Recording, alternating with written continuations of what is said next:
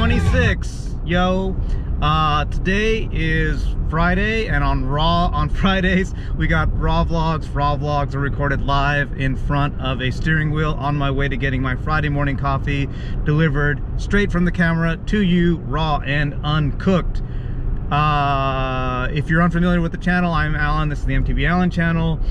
New content every Monday at 5 p.m. and then these raw vlogs, which are, as I said, unedited content for me. Today's channel news is that we're a little bit late today because I'm not going to work and I slept in, but I will be working on this Monday's video, which is a recap of last weekend's demo at the Path bike shop where Aaron Gwin showed up, hung out. Hella cool guy.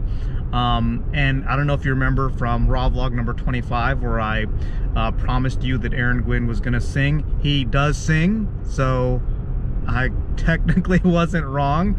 I was wrong, but he did sing, so we'll get to that. Also, there's a pretty sweet interview with Aaron Gwin in that video coming up soon. In other news, I don't know if you saw my Instagram post last week, where I'm starting to get back onto the bike, and I'm really stoked on that. The wrist is still far from being perfect, but it's to the point now where I feel relatively okay, at least just pedaling around in a parking lot. So I'm going to be trying to get onto dirt soon. We've had a ton of rain. If you're not in the area, then I'll just tell you that there's been a ton of rain. We've had snow in like here lower than we normally have, which is crazy for Southern California. Well, it's not crazy for Southern California. It's crazy in general that only a couple of weeks ago we were at like 90-degree temperatures outside, and now it's like there's like snow. In any case, getting back onto the bike, my point about the rain was that I was going to try to get more onto the bike this weekend, but the trails are really inundated with water right now, so I might have to wait until next weekend before I get out there and start really pedaling. Maybe I'll pedal around on the asphalt. I don't find that particularly fun, but there's that. If there's any other channel news? I don't think so, and if there is, it's not that important. I'm gonna go with point of gratitude first, because point of curiosity leads into our main subject matter today. Point of gratitude, I mentioned this on Instagram yesterday on Thanksgiving. By the way, Black Sabbath this morning because it's Black Friday. I don't really care about shopping, but I thought because the word black and Black Sabbath, and I like heavy metal. So yeah, there's that. Anyway, what was I saying? Yesterday was Thanksgiving, and I made a gratitude post, and that gratitude Instagram post was about the fact that we have the outdoors to ride our bikes in, and then we have, you know, people out there digging trails, maintaining trails, and also trail advocacy groups, just all kinds of cool stuff. I did say we've got the outdoors, and it might seem like seems a little bit dumb to say that, because okay, you go outside, but the fact that in the United States we've got all these federal lands, we've got reserves, there's been all these initiatives, you know, like years and years ago, the Roosevelt era, those kind of things, where large swaths of land were set aside, were considered to be wilderness or some sort of category that made it so that you couldn't develop in those areas. You know, if it would be really easy in a capitalist economy, and I'm not saying capitalist in a negative way, some people sometimes think I'm talking negative about it, but in a capitalist environment, it's really easy to just kind of eat up the resources and end up with just everything being developed. So the fact that we have such huge parts of our country that are still dedicated to wilderness, still dedicated to an environment that reminds you of what the country would be like if there wasn't all this development if we didn't have, if there weren't humans around, or at least not in the numbers that we tend to be around in, yeah, quote unquote natural state of the environment. And also like parts of the country where you can go and get just a real legitimate perspective on our insignificance, as well as our significance, you know, both at the same time. Our insignificance as an individual, who you are when you're looking out. You know, if you go to any wilderness land and you look out at that landscape, you can very quickly feel very small, and I think that's good for all of us. But at the same time, when there's a lot of us having an effect on our ecologies, that those untouched lands would get ruined, or at least affected.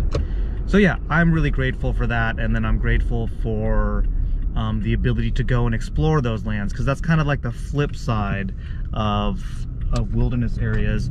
It's great to have them, it's great to know that they're there, but there's also, I feel like, well, I mean, obviously it's part of that whole philosophy of you still need to be able to get access to those lands, and so that you can appreciate them, and doing that in a low impact way.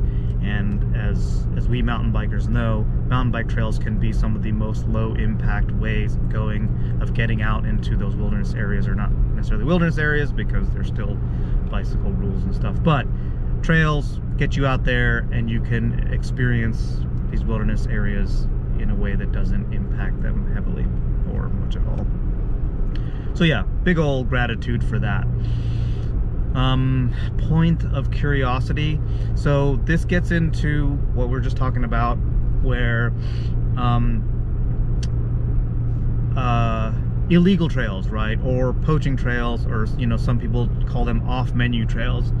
So I come out, so my point of curiosity is like, what are your thoughts on that? What do you think about poaching trails, or riding trails that aren't open, riding in areas that aren't like technically, where you're not technically allowed to ride mountain bikes, or there's just enough gray area to make it so that it's not, you're not going to get arrested or get a ticket for riding a mountain bike.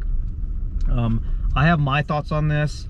I come out of skateboarding, and you know, I definitely skateboarded through the era where you were constantly interacting with law enforcement or security, and it just, because, you know, in order to do just what you wanted to do, you wanted to enjoy this activity, this sport that you were in, and in order to do so, you had to risk, you know, engaging with law enforcement. I definitely have paid tickets, definitely sat on the curb and answered questions and all those kind of things.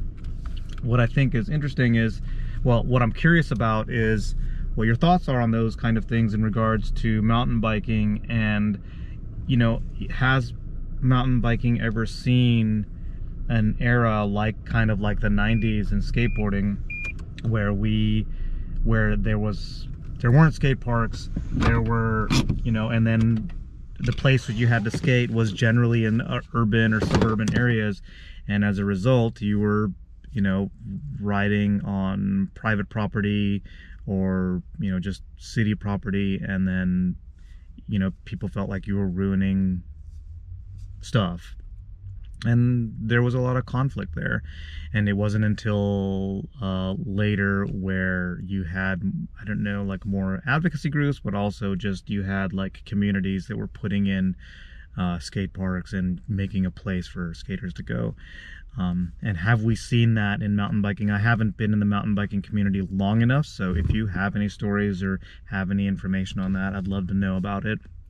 One thing, going back to that trail advocacy or mountain bike advocacy, having these communities and these organizations is really rad. So if you have any in your local area, definitely support them, whether that's through donations or getting out and doing work, or, you know, just making awareness. It's cool that we have that. Obviously there's some difference between riding, you know, a curb or a set of stairs or a wall in a urban environment versus being out in the woods, where the impact is a different impact. There's still an impact, but it's a different impact. Yeah, so curious about that. And the subject matter, really, I guess I'm kind of already gotten into it, is well, the real subject matter is a lot of the times in skateboarding anyway, that conflict with law enforcement was really just kind of bringing to light the need to offer skateboarders advocacy and an arena in which to, or spaces in which to express ourselves. And you know, we in mountain biking have that more. Maybe it's because the age group in mountain biking is a little bit older and slightly more, not necessarily affluent, but obviously as you're older, you're probably making a little bit more money and you're a little bit more connected with your community, or at least city councils and stuff like that. But it's when we have unsanctioned, off-menu, illegal trails, people get into trouble, but those are also sometimes the ways in which trails become legal. I've heard of or understand that there's these different models in areas where a trail is maybe put in and it's not sanctioned, but the trail almost kind of has to be there and be almost a proof of concept before they're considered like established legal trails. And I'm curious, like, what you think about that process. Does that work? Are there problems with it? I know I have definitely ridden off-menu trails, and they're good, you know, and you can tell that, at least the off-menu trails that I've ridden, you can tell that people have put time and energy and they put care into those trails, and they've built them in intelligent ways. And, you know, they're not just out there building crazy features, you know, on the side of a mountain without any thought or regard for what that's going to do. Or maybe there is, you know, there's some of that, yes, of course, but obviously there's a range. But really just kind of the point being that we often see that it being illegal or against the rules doesn't necessarily mean that it's wrong. And there's this process of converting that kind of not allowed thing to become an allowed thing, to become an established thing. And I think that's cool that we have the groups that help us do that. But I don't know enough about that process, and I'm just curious about it. So yeah, that's our Black Friday, Black Sabbath Friday raw vlog. So I hope you dug it. Again, new mountain bike oriented content every Monday at 5 p.m. and these raw vlogs on Friday. If you want to see more of that, hit that subscribe button. If you dug this video, hit that like button. See you around.